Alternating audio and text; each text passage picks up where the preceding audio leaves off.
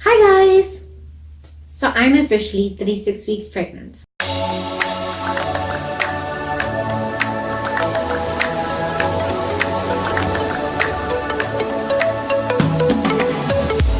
Yes, 36 weeks and 6 days pregnant as I record this, and I'm huge. So this past week we did go for another scan, which is our last scan until baby comes unless something happens. And the doctor was really happy with her. She is pretty big. I was one to not even try to give birth to her naturally, even though we know that my coccyx is a problem. For those of you who don't know the story, I broke my coccyx as a child a few times and it grew like hooked up inwards. So it would be dangerous for the baby's head to go back down there. And then on top of that, she also broke the coccyx again sometime during my pregnancy, about like 10 weeks ago, I think. I don't know, you'll see in the videos, one of the videos. So that is just healed, and obviously she's really big and I'm quite a small person, so the doctor said like don't even try. So we've definitely continued with our booking for the C-section, which is currently booked for the 19th of July, only 11 days away. Can you believe that? That's absolutely crazy. It's like not even 2 weeks, it's just down around the corner, and she's really big. So basically at the last scan, which was 36 weeks and 2 days, basically 4 days ago, she was already weighing 3.1 kilograms, and the doctor's estimating that she will probably be around 3.5 when she comes out in 11 days, which is quite big. It's a lot bigger than I expected, but I've been told that, she actually will still be quite tiny and it's not, the end of the world. So I've spent the last few days Googling, does newborn clothes fit babies at that size? And apparently it does, just for short while. So I'm really hoping that it will fit her. I don't know if you had a baby at about 3.5 kilograms. What did they wear? Did they fit in newborn, or did they have to go straight to 0 to 3? I have packed some 0 to 3 for Rudy to go and grab if, she doesn't fit into her stuff. But a lot of the stuff that we luckily have are like really stretchy. She's also been measuring like over a week ahead of her actual date, in both length and fatness, and also her head. She's got a big head, which makes me wonder, we're not too sure exactly how old she really is. We went based on the day that the doctor found the heartbeat, but I was one of those people who can't set a specific date to it because I had very messed up cycles before I was pregnant. Really hoping that will go back to normal, like being healthy afterwards, but I don't know what to expect. She was also really cute in the video, and she was just putting everything in her mouth and just sucking on everything, and she's actually really busy. She's quite a busy baby and she's got a definite schedule. Maybe I should share that here for my future references. But at the moment, she wakes up at about 5 o'clock, then she wakes up for a short while, then she wakes up at about 9, 10, 11 o'clock, somewhere there. If she wakes up at 9, she's only awake for a little while. If she wakes up at 10, 11, she's going absolutely crazy. Then generally at about lunchtime, 1 o'clock, she's a bit awake. 3 o'clock, she's a bit awake. And then from 5 o'clock until 10 o'clock, she is very awake, like very, like kicking continuously. So that is the current schedule that I'm aware of, which shows that she's a nighttime baby. And I'm a morning person. So yes, I guess Rudy will have a lot of fun with her at night. So onto my symptoms. I'm currently going through times of losing my appetite, which hasn't happened before, but it did come back after a few days. I've still got like that slight snottiness. I'm not sure if I'm sick or it's just the weather. I mean, it was just raining in winter here in South Africa, and it's pretty cold, as you can see the way I'm dressed. I actually have been wearing a coat on top of this the whole day. And I've been having breathlessness.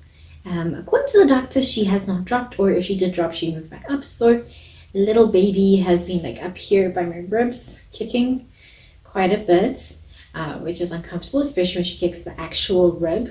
I've also had Braxton Hicks contractions quite a bit this week, and lower back pain, something I didn't have before. I've also had for the last 2 weeks, like my swelling has increased and it's gotten to the point where I get pins and needles sometimes when I sleep. And I didn't think much of it. I thought I was maybe just like, lying on my hands, but the doctor suggested that it could be like a pregnancy related thing. And I've actually had pain in my right hand, and my swelling is actually quite bad up here. So if I go like this, Look at the color change in my hands just by bending my knuckles, and how long it takes to get better. And my hands are actually really, really good today compared to other days. So yes, we do have quite a bit of swelling. Luckily not like cankle level swelling. I've had worse swelling traveling quite far, but this is definitely uncomfortable. And my tummy is really big, and it makes it really difficult for me to sit up and to move when I'm lying now. So I'm at the point where it's actually really difficult for me to sit up in bed. It's difficult for me to get out of bed, especially since I use the pregnancy pillow like as a barrier between me and falling out of the bed. So rolling over that pillow has been very difficult. And I'm generally just really uncomfortable. I mean, I've got tummy cramps every now and then. I've got backache. I've got coccyx pain every now and then. So it really is just like, it's not fun anymore. I really am at the point where I'm so happy to have my baby and I'm so excited for her, but like I'm over it. Like I'm hoping that she comes in the next week, earlier than the 11 days, but it's all up to God, and it's a God ordained time. And as we said, hoping that she'll be completely healthy when she does come, believing that she will be, and that God won't let her come until she's at that point.